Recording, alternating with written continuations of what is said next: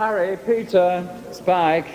Do you remember when the days... if you touched the microphone, you'd have 10 BBC officials out. Leave that alone, that's BBC property, that. And there was a BBC plate. Except all the pockmarks on it, like... Yes. Used by Tommy Henley and Ted Ray. Where from, Don? From the top, please. Ladies and gentlemen, I now present the Goon... pronounce you, Burke. The Goon Show, open! We've been together now for 40 years, and it ain't been a day. Got it, folks! It was the kindest way out. Thank you. And now for an encore, Mr. Webster Smogpule will sing that lovely Mongolian saxophone solo for Cor Anglais and Cor Blamy, I Lost My Teeth in a Monastery Garden by Hurlston. Let me like a soul. Oh, pardon me. Let me like a soul, let it fall upon the field of a battle. We would like to announce that this was Smogpule's farewell appearance. But now to this week's great feature.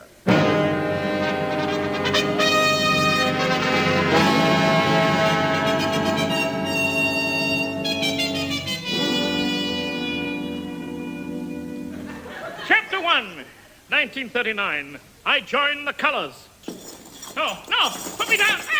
We met in North Africa, Spike and I. I mean, we were mates, a couple of army mates. We laughed at the same things. And when I came out of the army, it was a dodgy business, trying to get work. I was determined not to go back to the office I'd been in before the war, as a pay clerk in an office in Swansea. So I came up to London, did an audition at the Windmill Theatre and got in. And Mike Benteen followed me into the Windmill Theatre. And I realised this fella's got the same sort of thing as Spike and I've got. So I went down to see him in the dressing room. And we had 3 and 6pence between us. So instead of eating anything, we went, to keep out of the rain, to the nearest cameo cartoon theatre and stayed round about 5 times, falling about, screaming with laughter. And from then on, we've been mates, completely. And then I was working with Harry, doing Variety Bandbox, and I was writing him weird things. And the star of the show was Derek Roy, for whom Jimmy Grafton was writing. So he said, he wrote us a letter, and he said, our styles are clashing. Would you like to come down and talk it over with me? So we thought, great. Then we saw the address, Grafton Arms, Strutton Ground, near Victoria Street. And we thought, it's a pub. He owns a pub. So, of course, we'd go anywhere for beer in those days. Last order, please. People who were in show business would get a drink there. That was the essential reason for us being there. And we somehow or other, gravitated there. I wasn't a drinker. I used to play the piano while they all drank. I remember that quite clearly.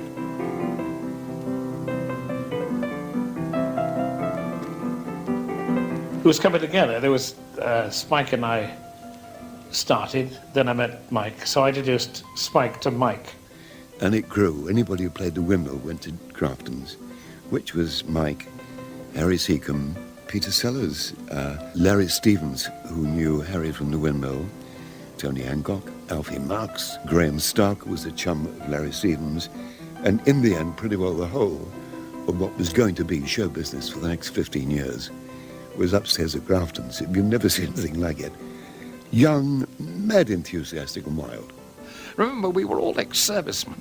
That was a big bond in those days. I don't mean a jingoistic bond. It really was a bond of mutual suffering, because we'd all been through it. It's war, W-A-R, pronounced war. We, all of us, Mike Benteen, Harry, Spike and I, had this feeling that we had to do something. We had this thing inside us, we wanted to express ourselves in a sort of surrealistic form. We thought in cartoons, we thought in blackouts, we thought in sketches, we thought of mad characters, we thought of take a situation and instead of letting it end normally, let it end the other way, twist it around. Moriarty. Take a letter in gargling fluid. To the Postmaster General. Dear General. According to the shape of my knees, I believe that an illegal raffle for the equator is being held, and for certain monies I will reveal the organizer. Let's have that back, please.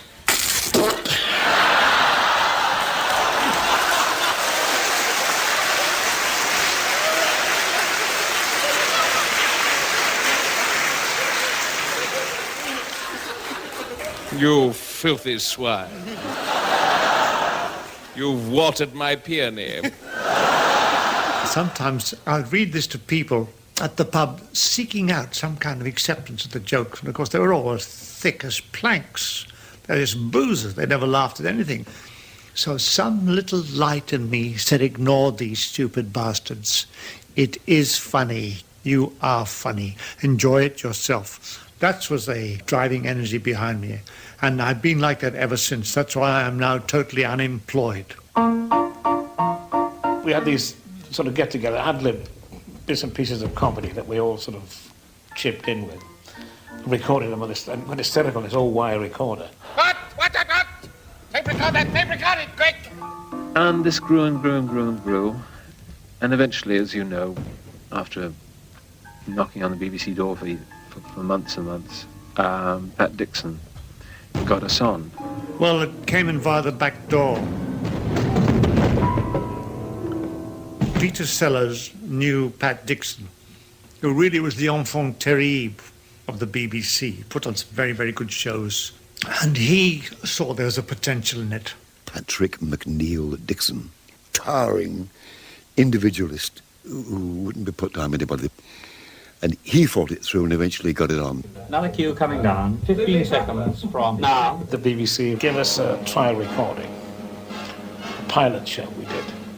Fortunately, it was a hit. And a series came out of that, which Dennis Main Wilson produced. I suppose the BBC knows what it's doing? When I produced the first series of The Goon Show, we weren't allowed to call it The Goon Show.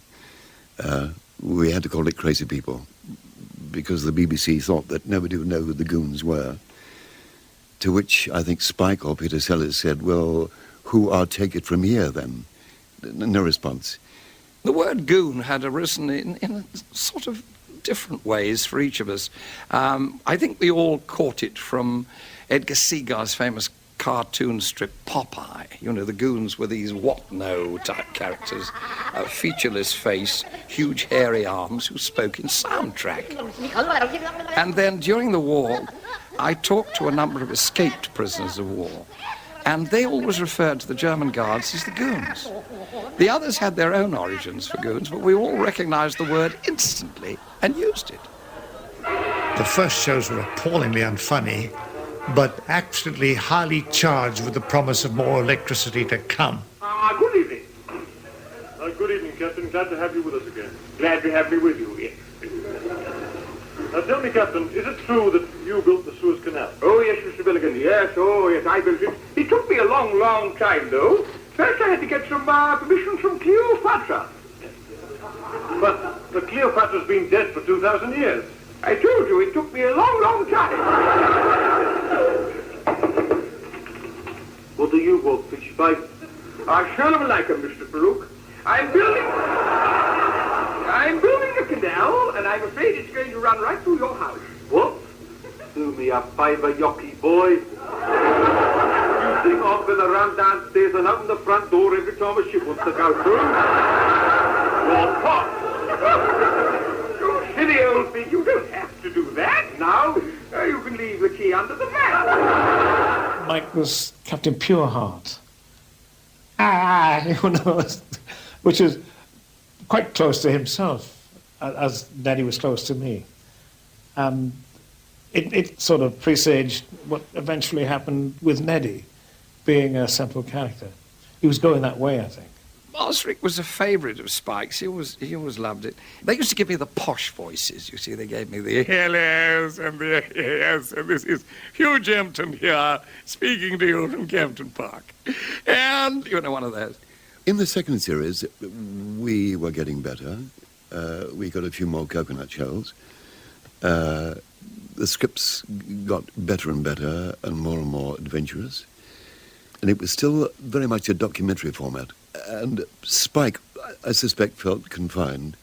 The script was being almost personality-led by Benteen. Mike Benteen throws out ideas like sparks of a Catherine, we'll say. And Spike, his mind flies away. And between them, they get together and expand on an idea. And perhaps at the end of the day, they'd both go home thinking the idea was theirs, which sometimes led to a little bit of friction, because Spike would think it was his and Mike would think it belonged to him.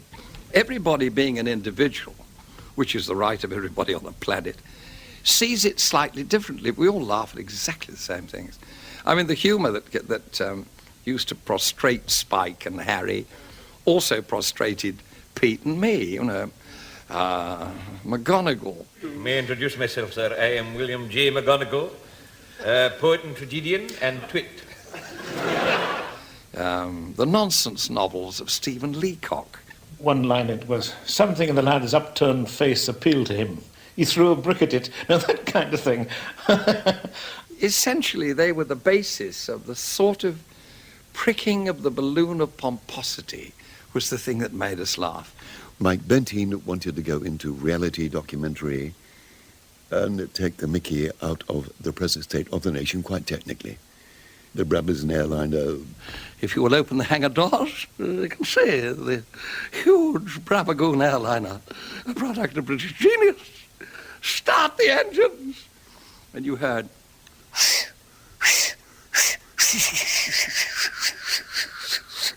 and 4 trains left Waterloo Station. And there's a long pause, and then he says, Carstairs, yes, Professor Pureheart, would you mind asking the chief designer to step into my office for a moment? It was that sort of humour. Spike wanted to take off and just disappear into, you know, jet-propelled secret naffies and things like this. And some he had to give. Why, Captain? After all that digging, you know, I mean, do you know what they want to do with my beautiful canal? What? Fill it with water! Having been brought up as the son of a pioneer and a natural heretic and a natural radical, having seen a thing was becoming a success, I then wanted to get on with something else, which I then did. I was myself veering towards writing a storyline away from these short sketches. Spike in the studio lacks confidence in himself. He said to me once, what I need then is a strong producer. It wasn't going to be me. I've tried it before. And there was a great drama producer, Peter Eaton. He was firm with the lads, because sometimes we were a bit boisterous and over the top, and he'd tell us in no uncertain terms, service terms, to pack it in. And we would, because he had that kind of authority. All right, let's have a rough run through, Blake. He had a dramatic background. I think it was the song. And he took over from the 3rd series onwards and whacked discipline in. And the show took off. Dawn, June the 9th was 0 hour. Inside the Albert Memorial rocket, we stood waiting Professor Seagoon's orders. All ready? Yes. Can I ride on top? Why? I want to smoke. Silence. Now close the hydraulic doors. Stand by the spy thing, Myrtlebat flat. Eccles, check the Yakapakaga gauges. Flydale, stand by the thermostatic gyroscope. Check the mercurial compression of the internal dithermics across the coordinate radar on the ultra. Release the afterstock burners. Raise the hydrostatic elements and hurl lock-in our thermals in the metric depressions. Do it yourself.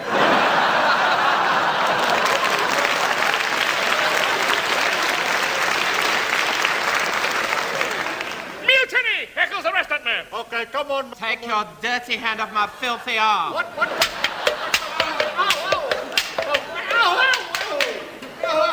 Well, you had enough? Yes, but it wasn't me. Never mind. We're taking off in 10 seconds from now. 9, 8, 7, 6... 7, 6... Let's have a look at that list.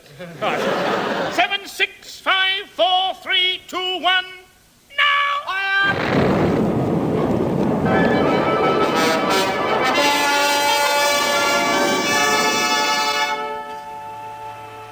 Strange enough, I think the four of us, we were pretty unwieldy with four.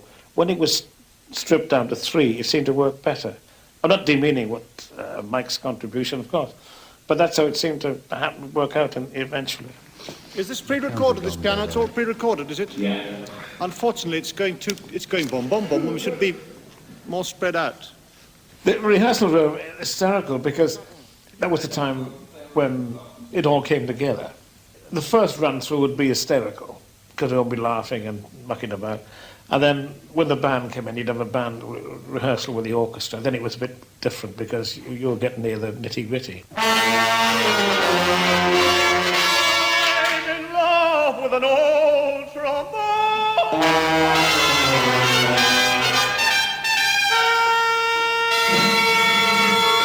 The band was wonderful, and the music was exceptionally good now. Angela Morley did all the writing for it. Very talented indeed. My job was to write cues for the programme, whatever Spike wanted, and to write this arrangement for Max Gelder every week. And so I did that for about 2 years. Then one day Stanley Black said he didn't want to do it anymore. So I got that opportunity. The links between were like Hollywood epics.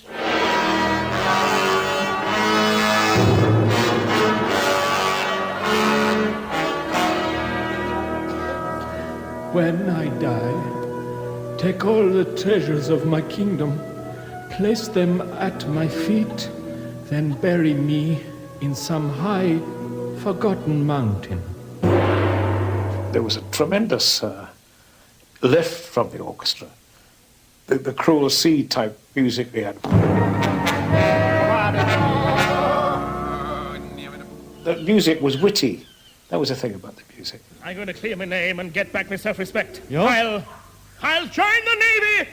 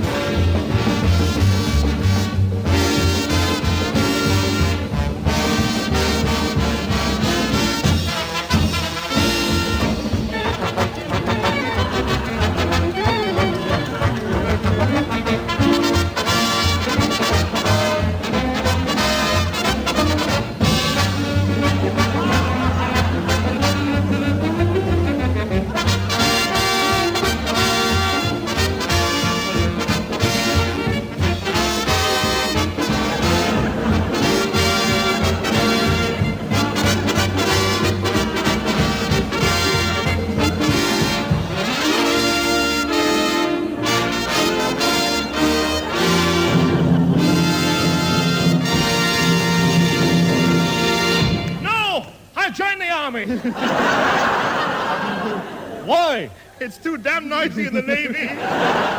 Well, Spike made his needs very plainly known. I mean, he described in the script every week how he wanted it to be. And then, of course, when we got to rehearsal, Spike would sometimes say, no, it sounds too good. I know in one show there had to be a national anthem for some Ruritanian sort of country in Middle Europe, you know. And I composed this national anthem. Then when Spike heard it, he said, no, that sounds much too good. He said, I just want to hear one instrument at a time. So it sort of kind of started with piccolo, and then it went to trombone, and then it went to violin or something. And he was absolutely right. It sounded fantastic. I'd like to think I composed it that way, you see.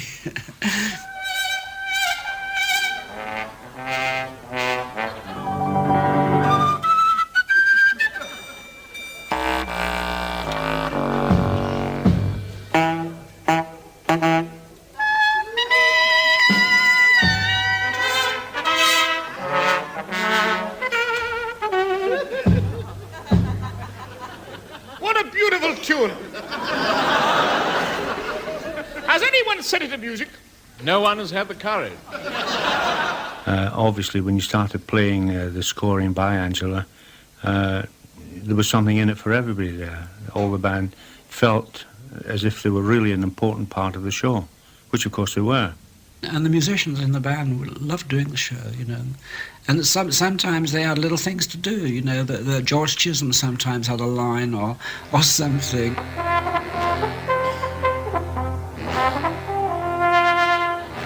Oh,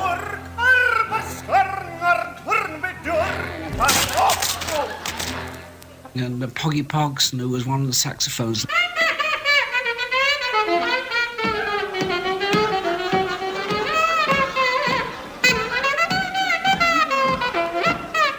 Men, men, men. Men, men, men, men. Men, stop playing that saxophone in Africa and put it back in the fridge. Sometimes he'd have a little violin thing, and Max occasionally had a line. I know, boy, it's the old conch that gives me away. Never mind, Max, it keeps the rain off your tie, mate. Max Geldray played the evergreens, and so did Ray Ellington. They played some modern tunes, but also the evergreens. So, strangely enough, the Goon Show doesn't seem to date for that reason. We got a lift from it. It was your foot was tapping all the time. We used to be in the wings, swigging down a bit of brandy that disguised as milk, waiting for the hey. He made the mouth organ, a harmonica.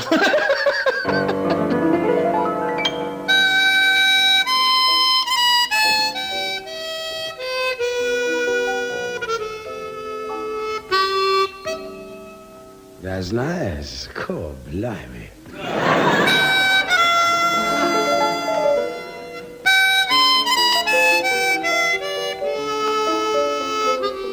I wish that I could play the mouth organ like that.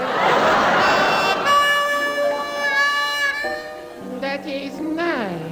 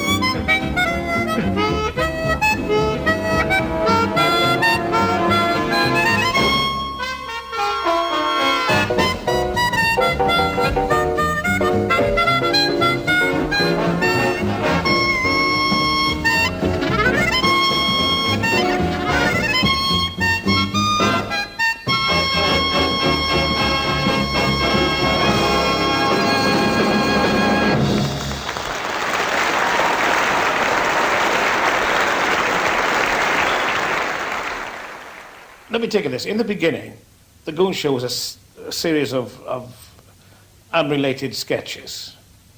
Eventually, they decided, or Spike decided, that it would be a good idea to have a central figure around which these strange, bizarre incidents occurred. So my voice being the most distinctive, in as much as I couldn't disguise it when I did any other voice, I became Neddy Seagull, which is really only an extension of my own self, I suppose. Have a care, sir. I'm not a man to be laughed at. I know, I've seen your act. The singing shaver, isn't it? I have my dark secrets. Spike always saw me as a little idiot in ragged underpants running on, yeah, ho, ho, hey, ho. It worked then. I mean, you could do all these things as a story. Spike wrote the Goon Show then as a story rather than as a series of unrelated incidents. This is the BBC Home Service. Enter a short idiot.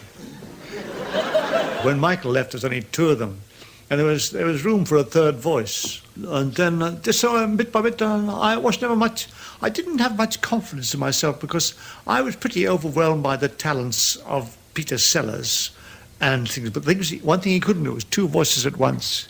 So consequently, this third voice came into being. Now who was that knocking? It was my friend, Gritpipe Finn. I can't see him. That's because you were playing him. What? He's never here when you're here. I don't understand. Neither of the audience. That's why he isn't getting a laugh. And so I used to just drop in voices. I think I invented Minnie Bannister because Henry Crine had no love life. So I tried to create a demonic sex goddess for him, Minnie Bannister. Stop! Stop. This spoon is out of tune, Min. Have you been eating with it again? No! And what's that you're stirring the soup with? A violin.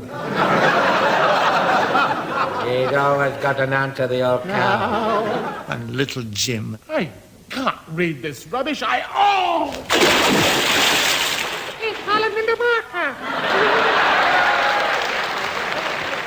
Moriarty. All the hangers-on. Yes. They were actually culled from real life. I travel the road, I travel the road, I travel the road in a military way. No! I was born in India, son of the Indian Army. And among the Indian Army were all the despotic majors and colonels that weren't allowed in England for feeling little girls' bicycle saddles. They'd been deported to India for this. They sold the regimental silver, they plundered the funds, they slept with all good-looking officers' wives. All lies, do you hear me? Lies. I was in Bangalore at the time. I deny every word. She's lying, I tell you. Lying, and so is Alice Girth and Mary Thula and all the other women I molested. They're all after my piggy bank, do you hear me? That was Bloodnock. He was a real character in the swine. And we all saw each other. I mean, I saw Spike as Eccles.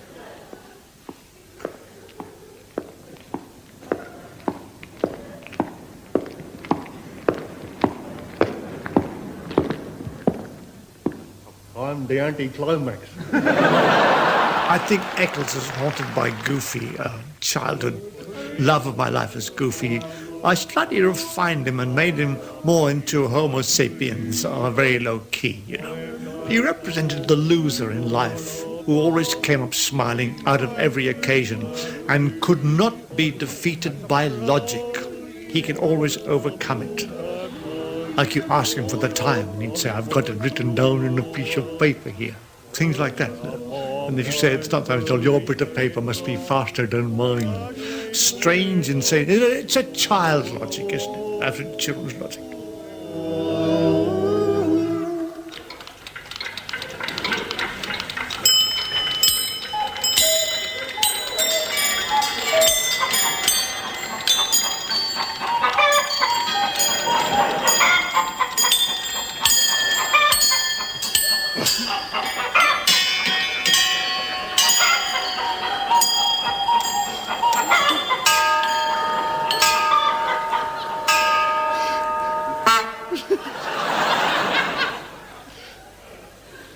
What time is it, Eccles?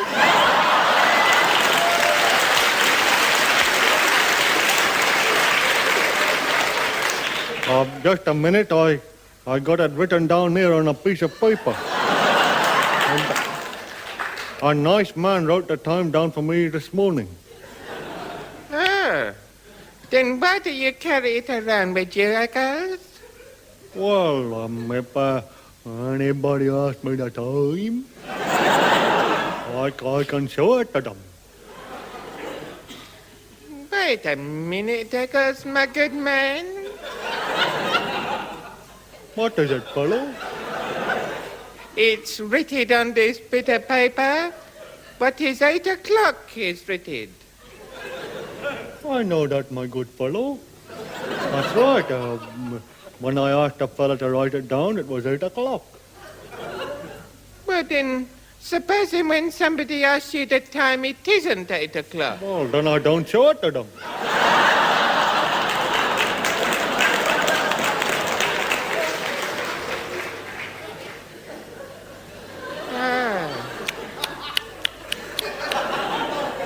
Yeah. Well, how do you know when it's 8 o'clock?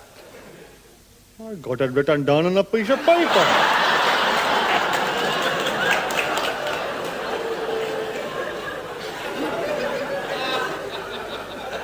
I wish I could afford a piece of paper with the time written on. Oh. Here, Echo. Yeah? Let me hold that piece of paper to my ear, would you? Here. This piece of paper ain't going. What? I've been told a forgery. No wonder it stopped at 8 o'clock. Oh, dear. You should get one of them things my granddad's got. Oh? His firm gave it to him when he retired. Oh. It's one of them things, what it is, that wakes you up at 8 o'clock, boils the kettle, and pours a cup of tea. Oh, yeah. What's it called? My grandma.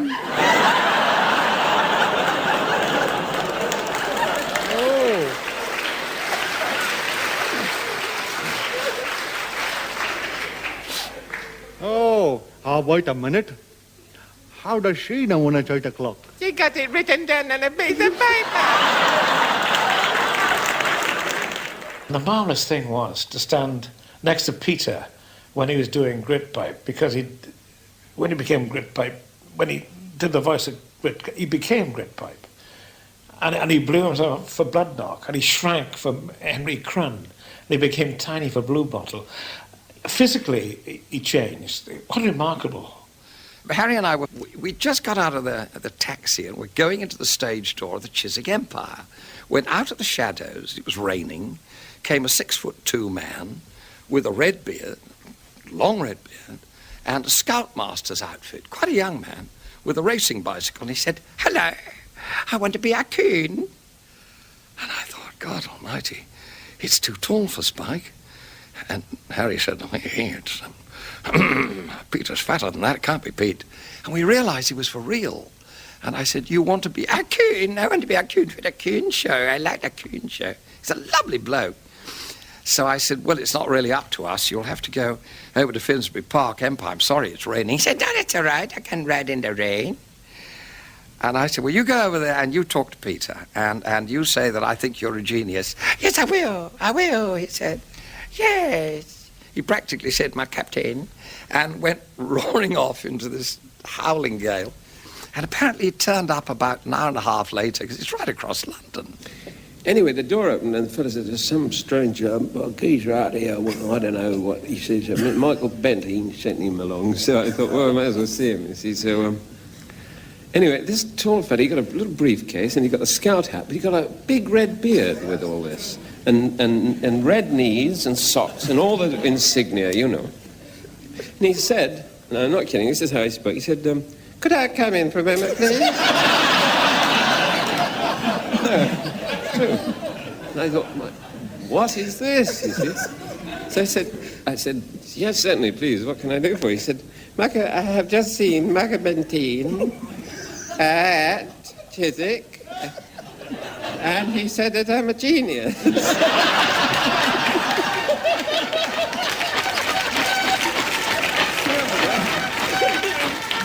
So he found out people. Men, halt! Poles on the ground, from the shoulders, put down.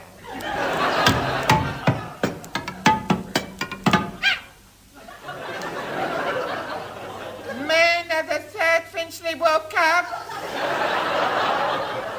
Young Sprodley, don't do that. We are known as the Women Sabers. Our duty is to crush vice in Finchley.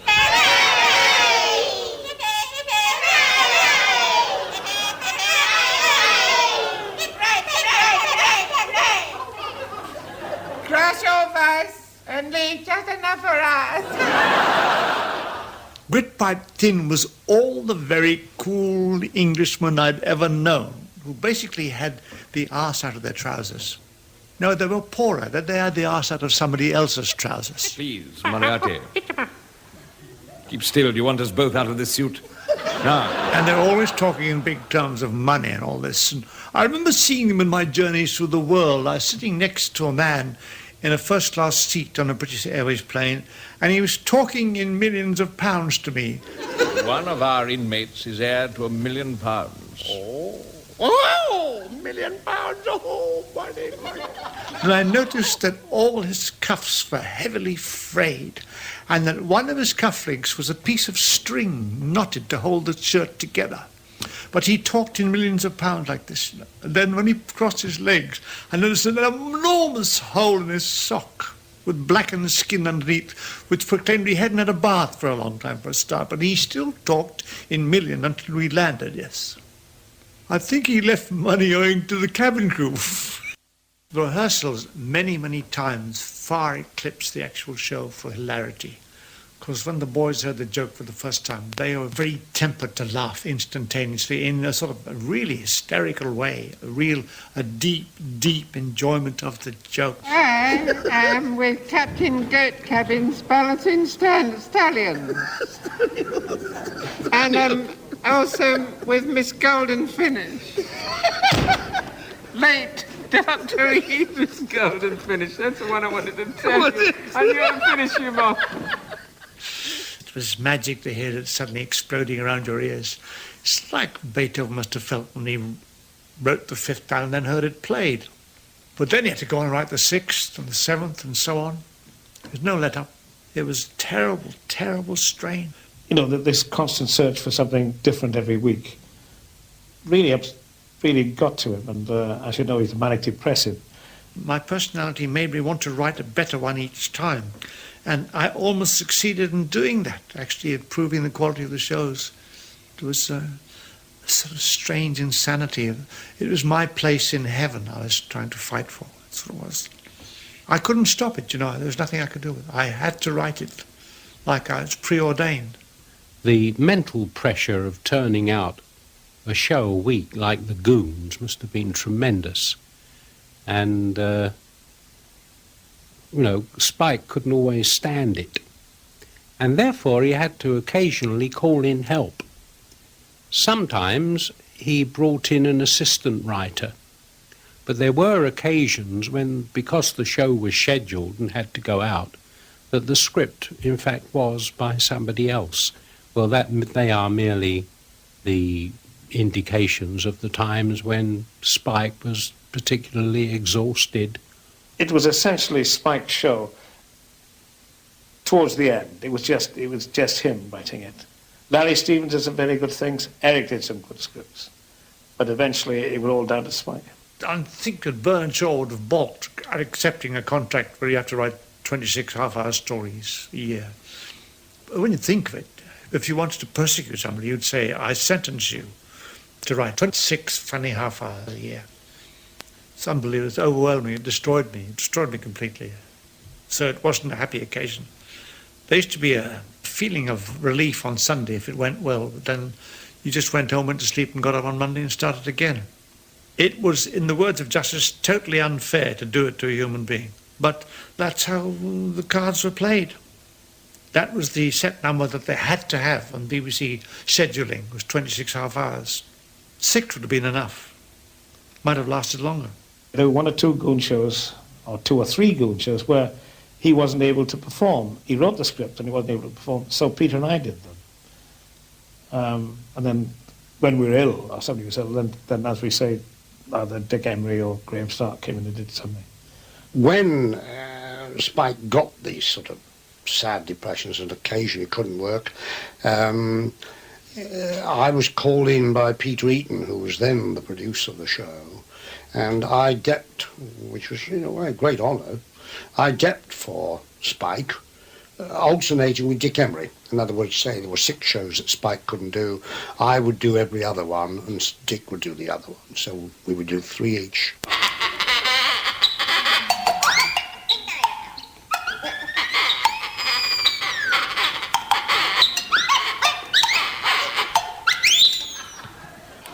It sounds naughty. It is. And there's more where that came from, I don't know. He's marvellous at that, concocting these wonderful, you'd have Big Ben chiming like a cockerel, you know, or like a chicken. Marvellous team of lads they had in the control room, working the sound effects.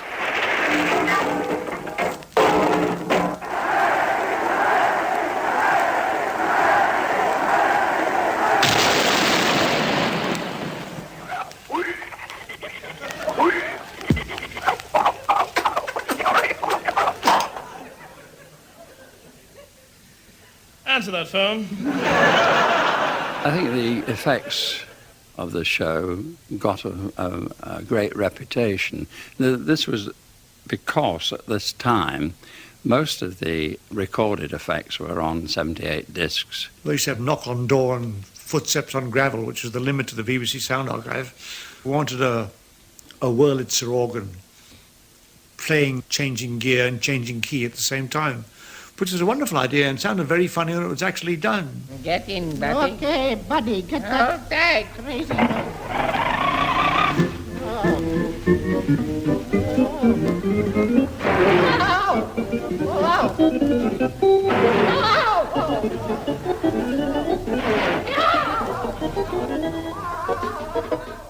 This is pre-tape days, so if you had an effects sequence, you were going to have to play the records and very often play them live into the show. That meant you'd had a turntables with about 6 records on, and you've got to play these in sequence and time them to go in cohorts with the cast using what has been recorded and it exists in the library. Though very often, of course, you're using effects that have been recorded in a totally different context. And we just asked for them, and I think it gave it certainly woke them up backstage, like wanted the sound of a wall going at speed. Hey! That tricycle against the wall. Whose is it? Mine. A present from an admirer. Could you drive me to town on it? Oh, the tricycle isn't mine. The wall was the present. Well, drive me there on that. Right. Hold tight.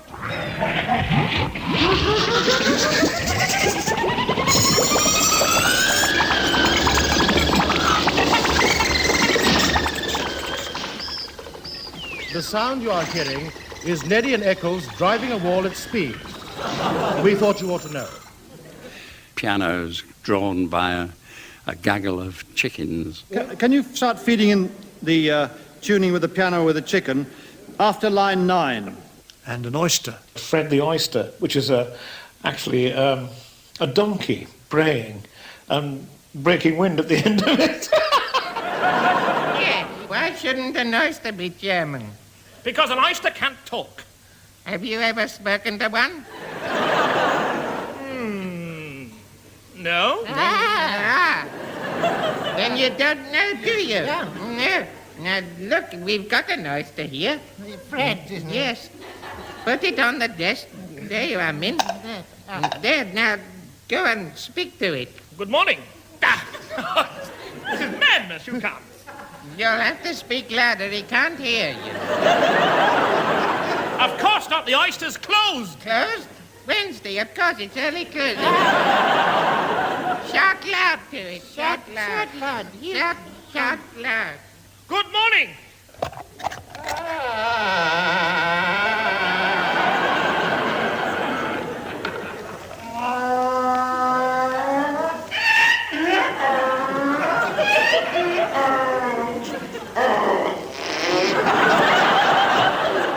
They were mules.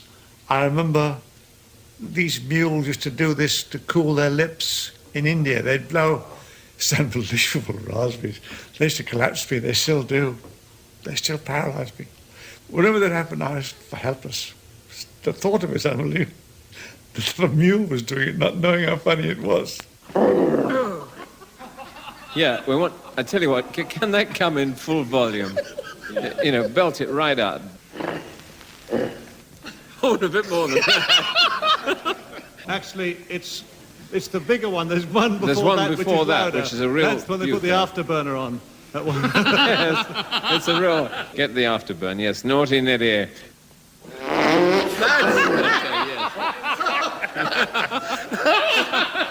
Naughty idiot. Naughty idiot. They did some brilliant things, and it was all... The sound effects boys were probably the hardest work sound effects boys that ever were, but they loved it. They really loved it because they had something to do besides open and close the door. The effect of the effects was something that is lacking today. I think in radio, what is lacking is that they're not creating pictures. You are transported. Now that is what radio is good at, and the Goon Show did it.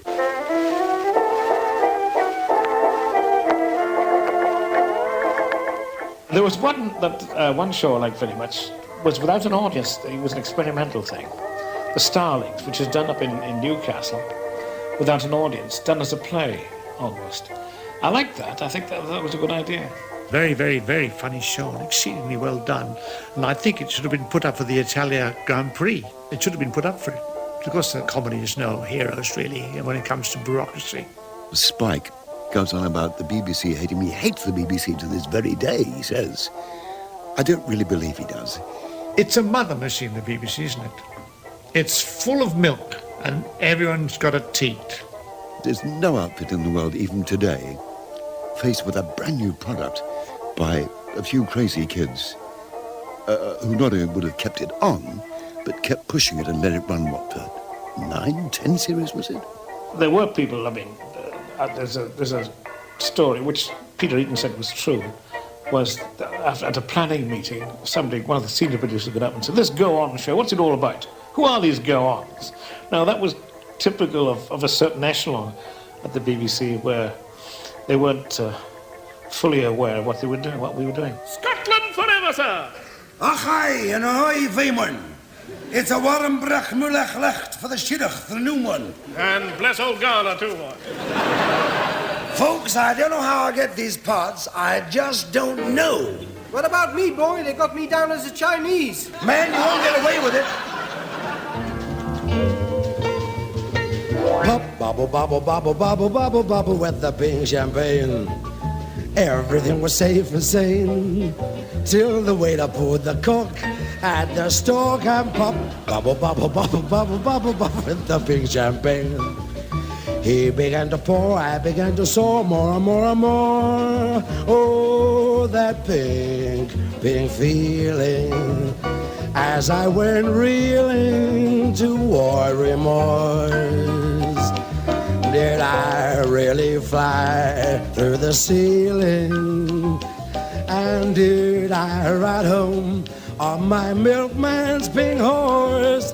Pop, bobble, bobble, bobble, bobble, bobble, bobble, where's my aching brain? I am down to earth again. Elephants are at the sink, oh so pink. Pop, bobble, bobble, bobble, bobble, bobble, bobble, take a broom, myself to plane. Think I'm gonna die, why did I ever try pink champagne?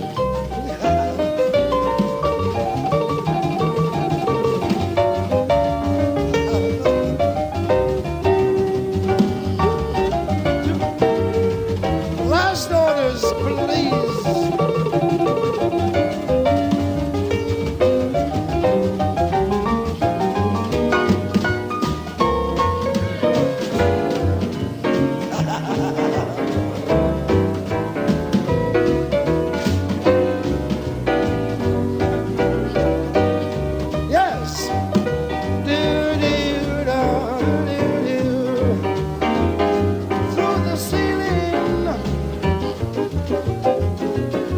Bobble, bobble, bobble, bobble, bobble, goes my aching brain.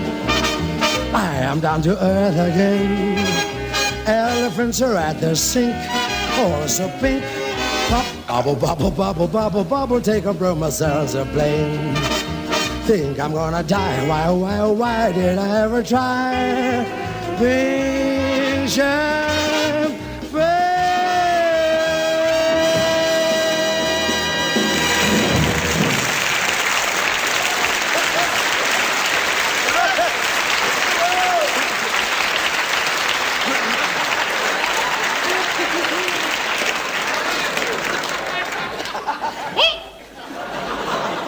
That was Ray Ellington, the demon plasterer, but then you'll have guessed.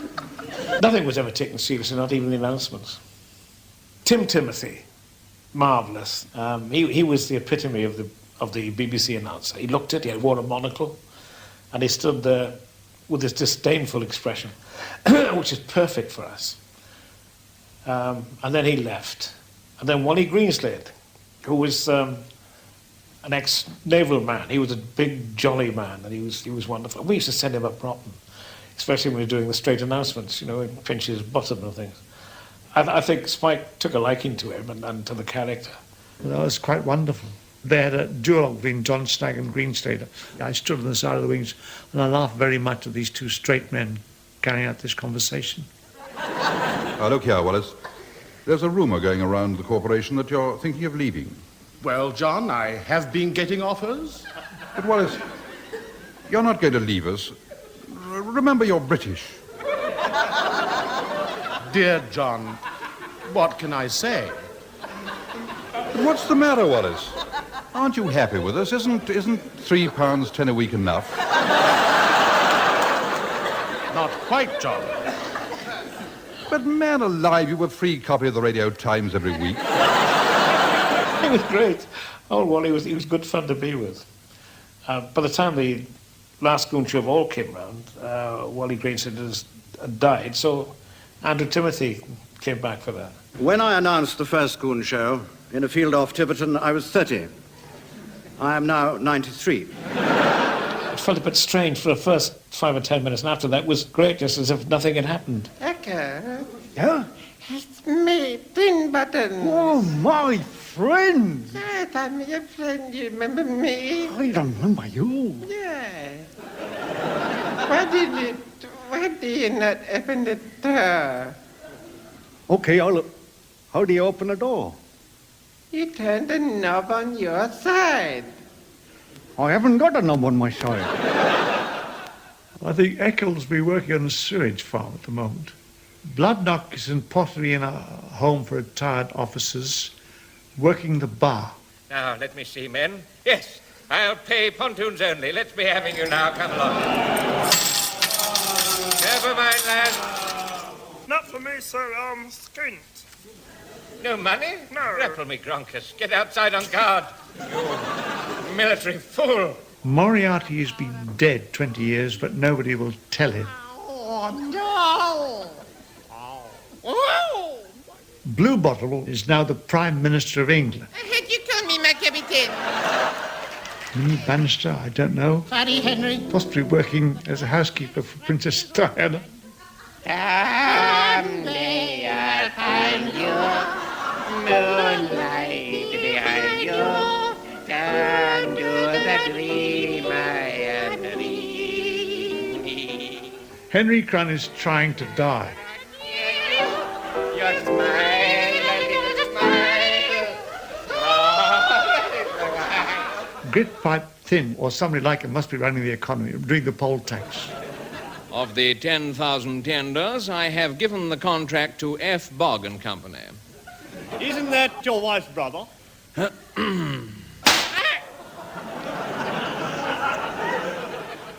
Which plunged me into mental home after mental home. And funny on the back of all that there should be laughter. Strange chemistry, isn't it? It's strange chemistry, really, when you consider we're entirely different people, you know, different kind of people. It's like a Tom and Jerry cartoon. Tom gets bashed and becomes a concertina and things, but in the next frame he's whole. That was the way that we did. We were Blue Bottles all being deaded, you know, blown up. So but you couldn't do that on the screen. You see, it had to be in the mind, and it was, as we used to say, it's all in the mind, and that's what the Goon Show was, all in the mind. And we used to pack so much energy into the show, and all our ideas and thoughts went into the show. Everything we had, we were just so keen to get it, to let people hear what was going on in our minds. This crazy, sort of strange fantasy that used to take place in our minds. It's amazing because people have read into the Goon Show far more than there was. It was the product of a number of minds, of youngsters, all had a similar experience of the appalling things in war. But it was that hatred of pomposity.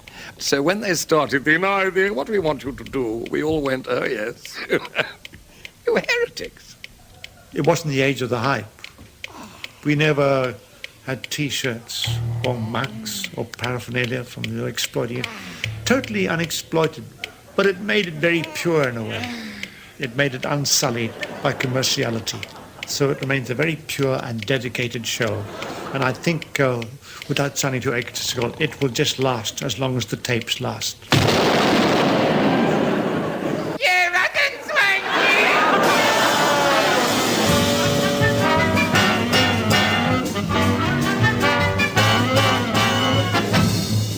That was At Last the Go On Show, a BBC recorded programme with Peter Sellers, Harry Seacombe, Spike Milligan and Michael Benteen.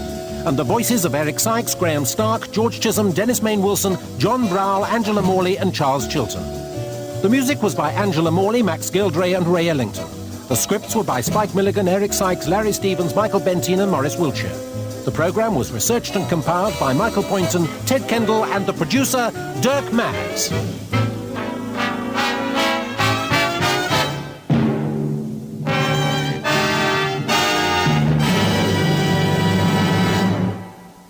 All right, ladies and gentlemen, the recording is all right, so good night to you all, and thank you very much for coming along. Good night. Good night. Now, get out!